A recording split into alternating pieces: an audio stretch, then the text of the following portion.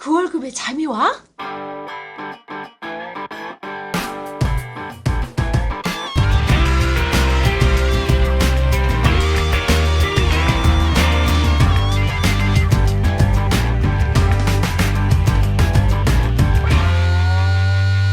안녕하세요. 그 월급에도 잠이 오게 하는 방송 머니소리 TV 김강주입니다. 네, 뭉치 양승민입니다. 반갑습니다. 자, 우리가 오늘 좋은 소식 하나 전하고 넘어가죠. 무슨 소식? 조만간에 출판이 이루어질 수 있다는 소식. 좋다. 그죠? 왜?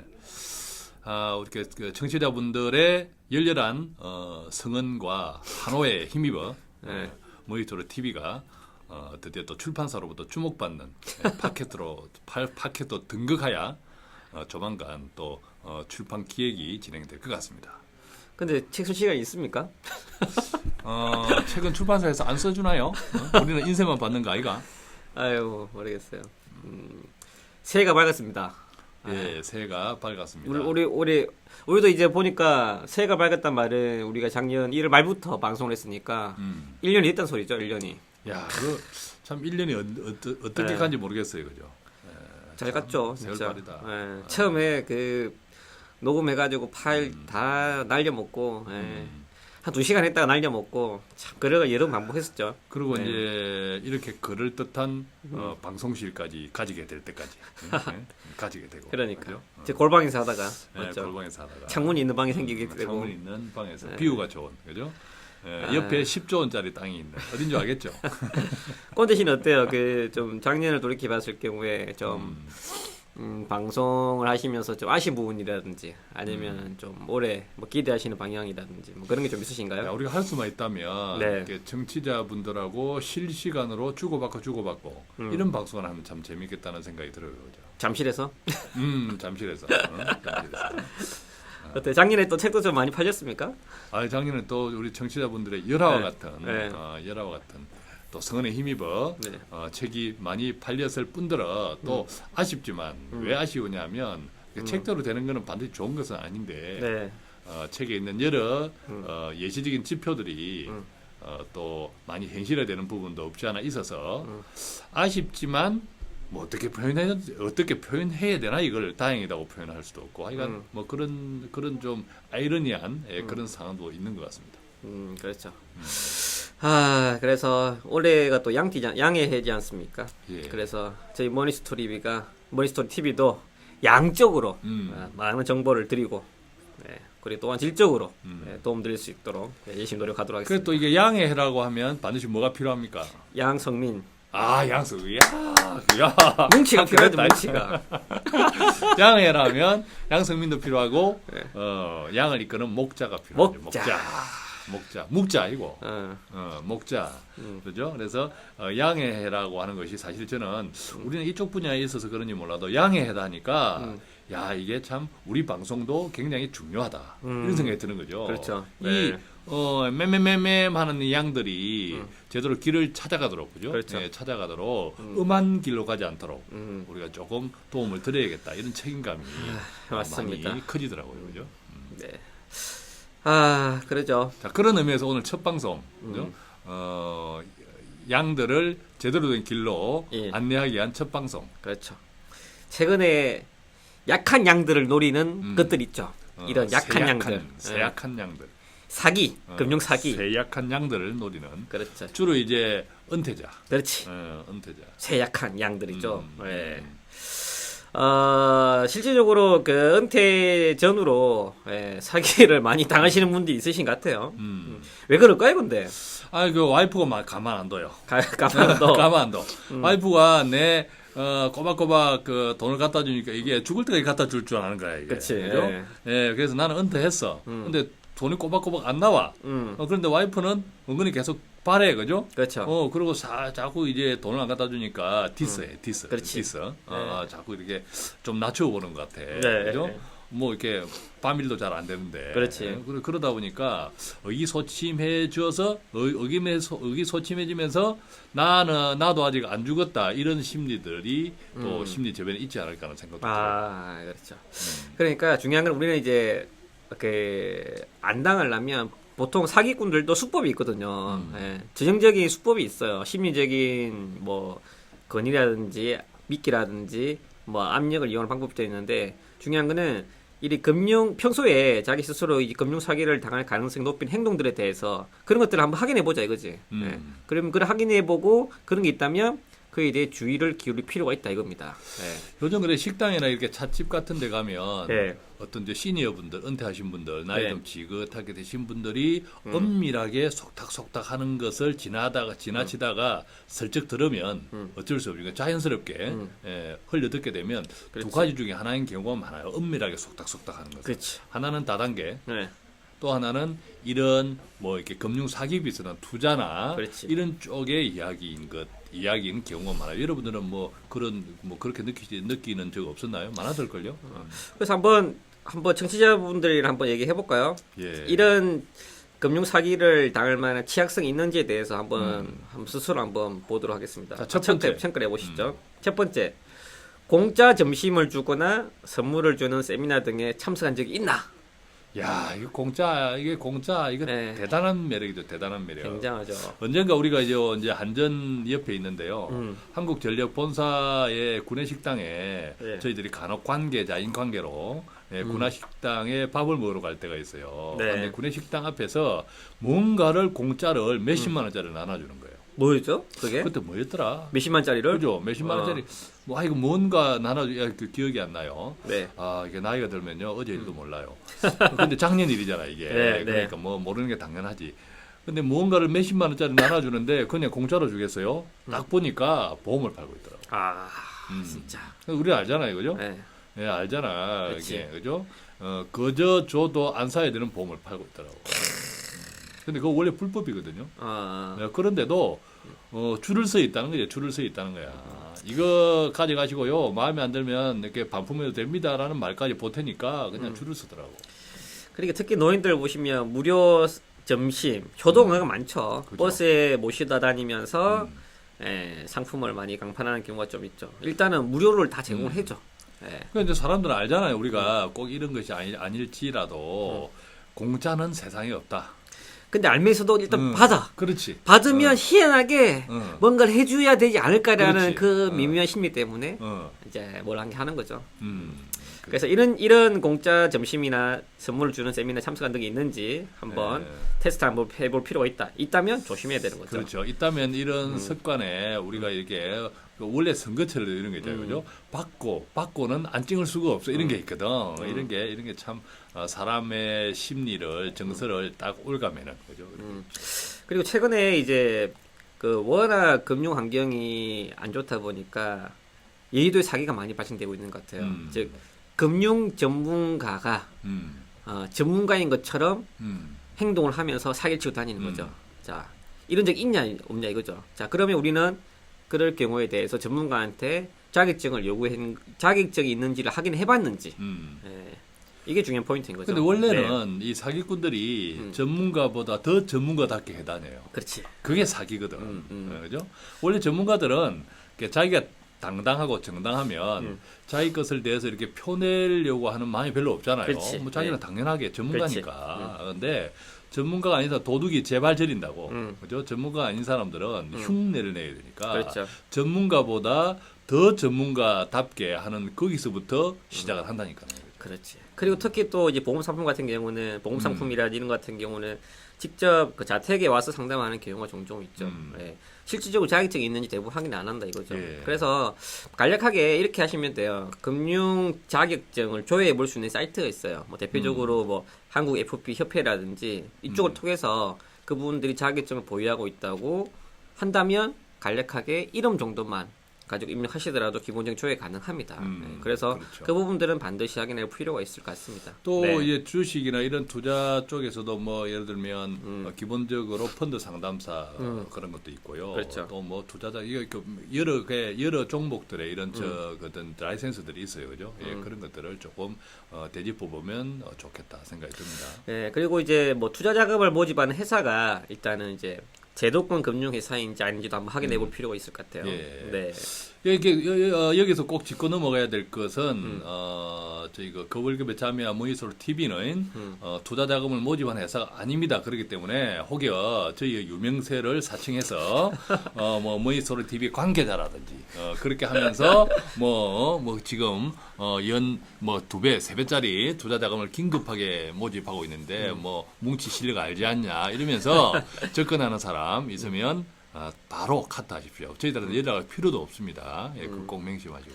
그래서 제도권인지 아닌지에 대해서는 금감원, 즉 금융감독원 홈페이지에서 확인할 수 있습니다. 실질적으로 유사 수신 행위에 대한 행위가 되게 많이 있어요. 그리고 최근에 이걸 뭐 제가 알기로는 팟캐스트를 하시는 분들도 이 관련된 걸 통해서 이슈화된 걸로 있는 걸로 제가 알고 있어요. 그래서 이제 유사 수신 행위에 대해서는 꼭 제도권 금융회사인지 한번 확인해 볼 필요가 있습니다. 왜냐하면 대부분 투자자들은 잘 모르거든요. 그런 부분에 대해서. 일단은 이분들이 건의가 있으면은 그게 맞는 줄 알아. 그렇지. 그리 아닌 경우가 굉장히 많이 있다. 옛날에 그 이명박 정부 초기에 부동산 관련해서 조금 이렇게 조금 그 불미스러운 일이 있었죠. 그분도 꽤 유명했던 분인데, 그죠? 근데 그런 것처럼 꼭 유명하다고 해서 그 신뢰를 깔고, 네. 이렇게 무턱대고 다 믿어갈 건 아니다라는 거죠. 확인할 것은, 짚어볼 것은 짚어보는 자세가 바람직하다.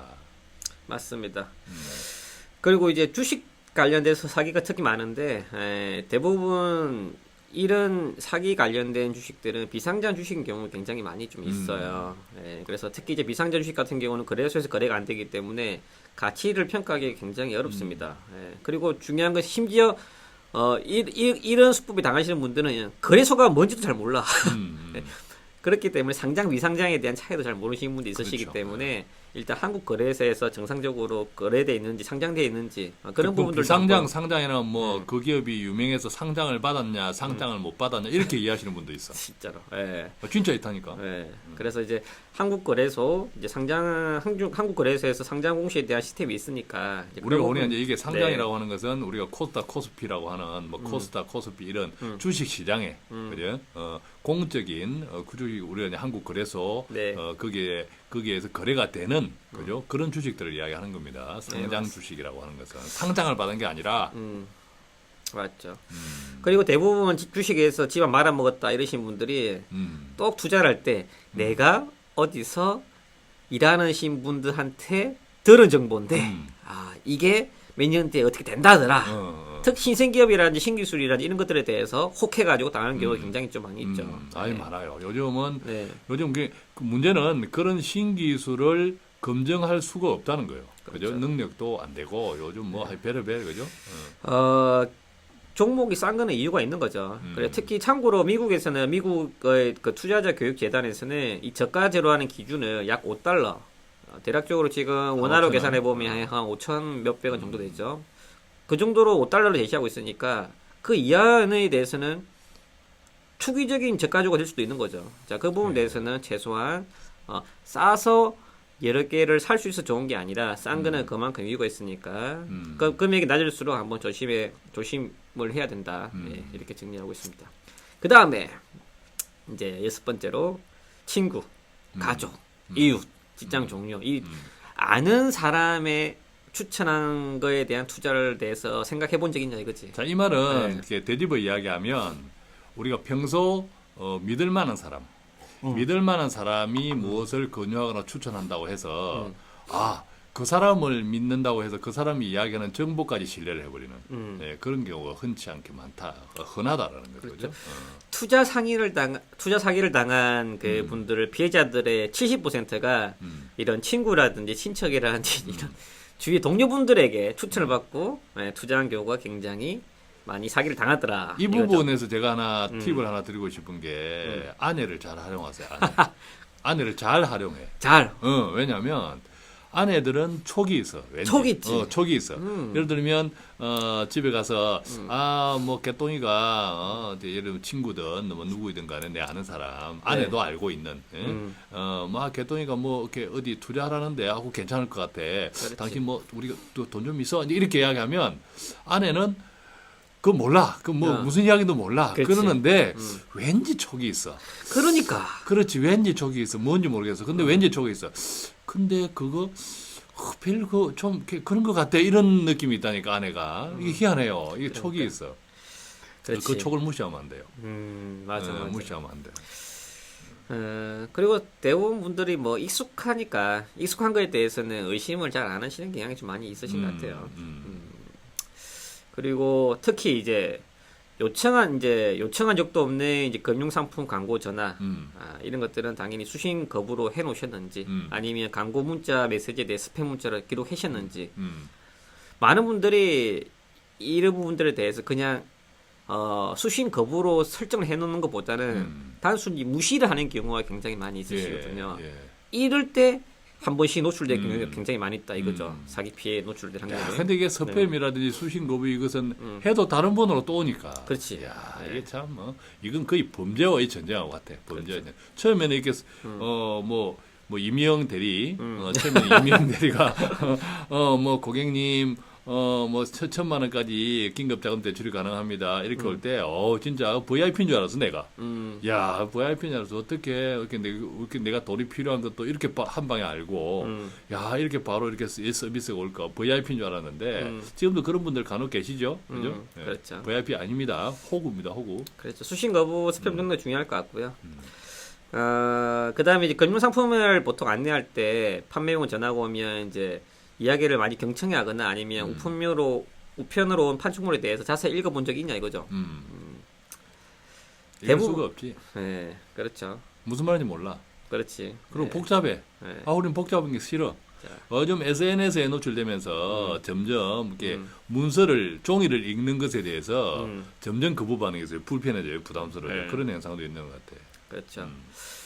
그 다음에 이제 투자할 때 좀 정보를 확인하고 충분히 이해한 다음에 투자를 하시는지 대부분도 그렇진 않죠. 일단은 내용이 어렵고 복잡하다고 해서 높은 수익을 가져주는 건 아니거든요.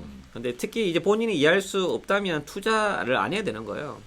근데 여기에 사실 이게 좀 아이러니가 있긴 해요. 이게 아까 이제 조금 전에 어떤 그 상품에 대한 정보 이런 자료들 이런 것들을 읽어보려고 하면 첫째는 어려워서 못 읽어. 그렇지. 두 번째는 제대로 읽으려면 날밤을 새. 그렇지. 세 번째는 그렇게 날밤을 새다 보면 결코 가입할 수가 없어. 그렇지. 사인하는 것도 많고. 그렇지.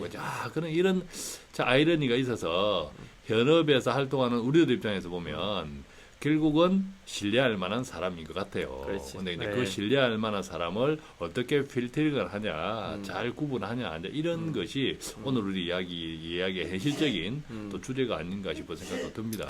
그리고 마지막으로 좀 재밌는 게 이건 것 같아요. 본인 또는 가까운 친척이 가족이 최근 질병이나 건강상 어려움으로 금전적인 문제를 겪은 적이 있나. 이게 왜냐면요. 최근에 어떤 이제 내 주위에 그 소중한 분들이 아파서 금전적인 문제를 경험했다면 실질적으로 내 마음이 어떻겠어요? 슬프거나 우울한 확률이 굉장히 높죠. 그렇지.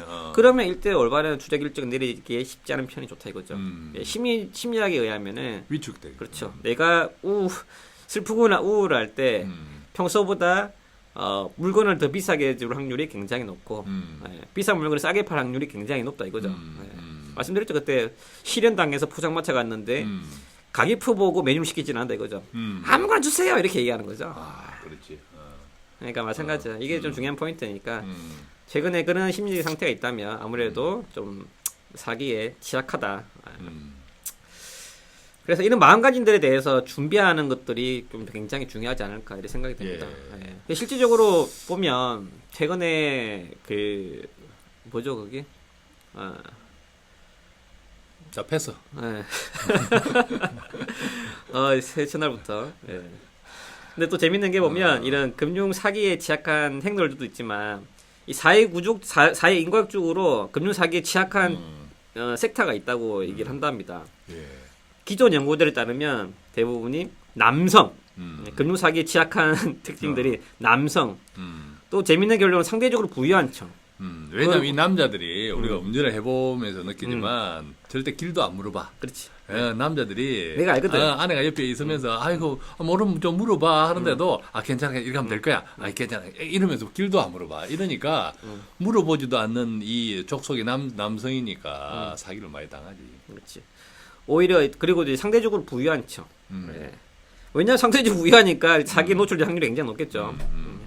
상대적 부유한 즉 특히 은퇴 직후 예, 표적이 되고 있죠. 높은 교육 수준 이것도 참 아이러니한데 그죠? 이게 네. 이것은 내가 높은 교육 수준을 받았기 때문에 높은 교육을 받은 사람들은 자만 심리가 있다는 거지. 네. 내가 할 수 있다, 내가 판단할 수 있다 이런 자만 심리가 있다는 거지. 특히 요즘 그 스팸이 아니라 그 뭐죠? 그 신종 그 사기 수법에 스매싱에 걸리신 분들 중에 보면 대학교 교수님들 의사분들이 생각보다 많이 있어요. 왜냐하면 상대적으로 자기 똑똑하다고 생각하는데 그렇기 때문에 오히려 또 사기에 노출될 확률이 굉장히 높다고 합니다. 예. 그래서 높은 교육 수준. 예. 이런 사람들은 어떤 의사결정을 하고 나면 그게 약간 미심쩍어도 후퇴를 하지 않아. 철회를 하지 않아. 미심쩍음에도 불구하고 계속 고야, 계속 고.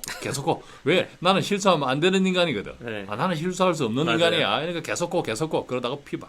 그리고 최근에 제 주위에 스매싱 당하신 분들이 공무원이 특히도 많아요. 또 꼼꼼하면서 그런 것들에 대해서 깐깐하신 분들일수록 쉽게 당하더라. 근데 주변에 이제 길을 닫는다는 거죠, 그죠? 조언에 여러 사람들의 조언에 겸손하지 못한 사람들은 그렇죠. 사기꾼들의 표적이 됩니다. 야, 그러니까 지금 굉장히 요즘 최근에 이제 이런 피해가 많이 발생돼 있고, 이 금융 사기에 대한 그 피해가 많은데 그만큼 살기 힘들다는 거죠. 네. 그러니까 요즘은 요즘 이게 우버 있죠, 우버 택시. 네. 예, 우버 택시에 대해서 정부가 경찰 이런 데서 우버는 잘못된 그런 게 행위니까 단속한다. 그래서 우파라티. 네. 우버를 신고하면 그렇지. 상금을 주는 보상을 해주는 우파라치 이런 것도 있다. 근데 그런 것들 보면 그런 것들을 어떤 사회학자가 이렇게 비꼬아 놨더라고. 그렇지. 자, 그게 우버가 불법이냐 아니냐를 일단 떠나서 우버를 이렇게 자기 차를 가지고 불법 영업이잖아요, 그죠? 네, 우리가 불법이라고 이야기하는 것은 자기 차를 가지고 택시도 아닌데 영업을 하는 그 사람들이 부자겠어요? 좀 살기 형편이 어려운 사람들이겠어요? 형편이 대부분 네. 어려운 사람들이 많다라는 거죠. 그렇죠. 근데 그런 사람들을 또 이렇게 우파라치 적발해서 신고하려는 사람은 형편이 좋은 사람이겠어요? 어려운 사람이겠어요? 그렇지. 어렵다는 거죠. 그렇지. 그래서 정부가 이것을 좀 제도적으로 정부가 나서서 뭔가 이렇게 제도적으로 구조적으로 개선하려고 하지 않고 어려운 사람들끼리 싸움을 붙인다. 그런 표현을 하는데 너무 공감되더라고요. 그러니까. 요즘 우리가 금융사기 이런 것도 하나의 그런 현상이 아닌가 싶은 생각이 들어서 조금 우울합니다. 그리고 알다시피 뭐 대부분 은퇴자들의 은퇴 시기에 대부분이 이런 사기의 피해를 입을 확률이 되게 높은데 그만큼 준비가 안 돼 있다는 소리인 거죠. 준비가 안 돼 있으니까 불안한 거고 그 불안함을 이용해서 이제 모익하면 되는 거죠. 되게 좀 안타까운데요. 근데 만약에 준비가 돼 있다면 이런 부분들이 문제되지 않겠지만 그게 쉽지 않다라면 현실적으로 이런 높은 수익률이라는 이런 부분들의 유혹에 흔들릴 수밖에 없습니다. 예, 맞죠? 그렇죠. 그러려면 어떻게 될까요, 우리가? 자, 그렇지 않으려면 아내의 촉에 의존해라. 아내한테 반드시 최소한 집에 가서라도 아내한테라도 최소한 의논해라라는 거죠. 됐어. 내가 다 알아서 해. 신경 쓰지 마. 내가 어떤 사람이야. 내가 에스테를 내와서 이런 거 그죠? 예, 큰일 난다는 거죠. 그리고 그 이번 주 제가 메일에도 썼었는데 메일 나한테 안 왔던데. 안 왔어요? 누구한테 쓰지? 그, 딴살림 차리는 거 아니야 이거? 네. 그 노후에 대한 준비가 모든 연령층에 대해서 재무적인 관심사지만 실질적으로 60세에 다치면은 그때 준비를 한다 이거죠. 근데 대부분 특징들을 보니까 그런 현실적인 부분들에 대해서 순차적인 준비를 하더라. 예를 들면 20대는 결혼 준비, 30대는 주택 마련, 40대는 교육자금 준비. 그렇게 하다 보니까 당연히 20대는 노후 준비가 안 될 수밖에 없는 거죠. 그러면 이거 그렇죠. 갑자기 되나? 그렇죠. 어차피 저임금이고 저성장이고 100세라는 고령화가 구조적인 문제가 왔다면 우리는 그 구조적인 문제를 해결할 수 있는 방법은 말씀드린 순차적으로 해결할 수 있는 게 아니라 처음부터 젊을 때부터 그런 목표들에 대해서 동시다발적인 접근이 필요하다 이거죠. 목표 달성을 위해서. 그게 하나의 이런 팁이 되지 않을까 생각이 됩니다. 예. 네. 자, 어려울수록 네. 어려울수록 그죠? 아는 길도 두드려 가라고.